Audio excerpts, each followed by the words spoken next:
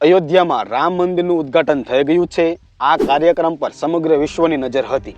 આજે અમે તમને જણાવવા જઈ રહ્યા છીએ કે અયોધ્યાના આ ભવ્ય રામ મંદિરનું નિર્માણ આપણા દેશના 150 વર્ષ જૂના ટાટા ગ્રુપ અને કન્સ્ટ્રક્શન કંપની એલ&ટી દ્વારા સંયુક્ત રીતે કરવામાં આવ્યું છે। એલ&ટીએ બાંધકામનું કામ સંભાળ્યું અને ટાટા ગ્રુપે મેનેજમેન્ટનું કામ સંભાળ્યું। આ બંને કંપનીઓએ મંદિરના નિર્માણમાં સંપૂર્ણ યોગદાન આપ્યું છે।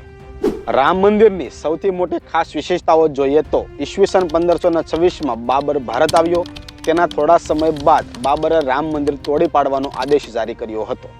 ઈસવીસન 1528માં મીર બાકીએ મંદિરનો નાશ કર્યો હતો, જેને હિન્દુઓ ભગવાન રામના જન્મસ્થળ તરીકે પૂજતા હતા। બાબરે આ જગ્યાએ બાબરી મસ્જિદ બનાવી હતી।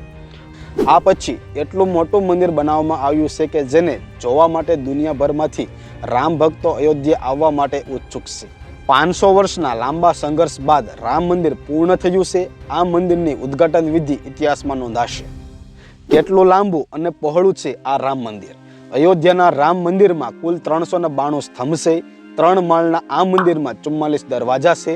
દરેક માળની ઊંચાઈ 20 ફૂટ છે। મંદિર પરિસર પણ ઘણું મોટું છે। રામ મંદિર પરંપરાગત નાગર શૈલીમાં બનાવવામાં આવ્યું છે। મંદિરની પૂર્વથી પશ્ચિમ લંબાઈ 380 ફૂટ છે અને પહોળાઈ 250 ફૂટ છે। મંદિરની ઊંચાઈ 161 ફૂટ છે। મંદિરના નિર્માણનો તેનો અંદાજિત ખર્ચ રૂપિયા 1400 થી 1800 કરોડ વચ્ચે રહેવાની ધારણા છે। શ્રી રામ જન્મભૂમિ તીર્થ ક્ષેત્રે ટ્રસ્ટ અનુસાર મુખ્ય ગર્ભગૃહમાં ભગવાન શ્રી રામનું બાળપણનું સ્વરૂપ રામલલ્લાની મૂર્તિ છે અને પહેલા માળે શ્રી રામ દરબાર રહેશે। ભગવાન રામ જન્મસ્થળનો પવિત્ર વિસ્તાર 70 એકર સુધી ફેલાયેલો છે। તેમાં પૌરાણિક મહત્વના વિવિધ અંશોનો સમાવેશ થાય છે।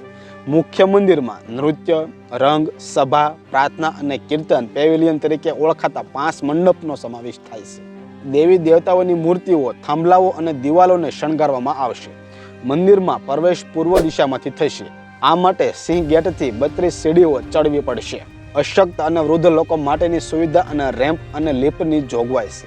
મંદિરની આસપાસ 732 મીટર લાંબો અને 14 ફૂટ પહોળી લંબચોરસ સંયુક્ત દિવાલ છે। મંદિર સંકુલના 4 ખૂણા પર 4 મંદિરો છે, જે ભગવાન સૂર્ય, દેવી ભગવતી, ભગવાન ગણેશ અને ભગવાન શિવને સમર્પિત છે। ઉત્તરમાં માં અન્નપૂર્ણાનું મંદિર અને દક્ષિણમાં હનુમાનજીનું મંદિર છે। મંદિરના નિર્માણમાં કઈ કઈ વસ્તુઓનો ઉપયોગ કરવામાં આવ્યો હતો? મંદિરના નિર્માણમાં લોખંડ કે સ્ટીલનો બિલકુલ ઉપયોગ કરવામાં આવ્યો નથી। પથ્થરોને જોડવા માટે થોડાક અંશે તાંબાનો ઉપયોગ થયો છે। મંદિરની નીચે 14 મીટર જાડી આરસીસીથી બાંધકામ થયું અને જમીન ઉપર કોન્ક્રીટ નથી।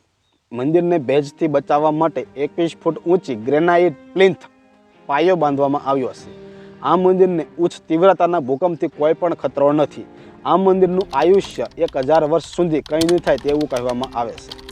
આ રામ મંદિરમાં સોનાની બનેલી વસ્તુઓ। રામ મંદિર પરિસરમાં કુલ 12 દરવાજા છે, જ્યાંથી ભક્તો પ્રવેશ કરશે। અહીં તમને સોનાથી ચમકતા દરવાજા જોવા મળશે। આ દરવાજા સોનાના જાડા પડથી ઢંકાયેલા છે। આ દરવાજા સાગના લાકડાના બનેલા છે, જે ઘણા વર્ષો સુધી બગડતા નથી। આને હાથી, શંખ અને ગદાથી શણગારવામાં આવ્યા છે। પ્રાણ પ્રતિષ્ઠાના દિવસે રામલલ્લાને 108 સોનાના સિક્કાથી બનેલો હાર પહેરાવવામાં આવશે। રામલલ્લાની ચરણ પાદુકા ચાંદી અને સોનાની બનેલી હશે। તેનું વજન લગભગ 1 કિલો હશે। રામલલ્લાનું સિંહાસન લગભગ 8 ફૂટ ઊંચું હશે। તાજથી લઈને જ્વેલરી પણ સોનાની હશે। આ સિવાય દેશભરમાં અનેક લોકો રામ મંદિર માટે સોના ચાંદીની વસ્તુઓ ભેટ આપવાની જાહેરાત કરી છે। રામ મંદિરનો દર્શન માટેનો સમયગાળો કેટલો હશે અને ટિકિટ ખર્ચ કેટલો હશે?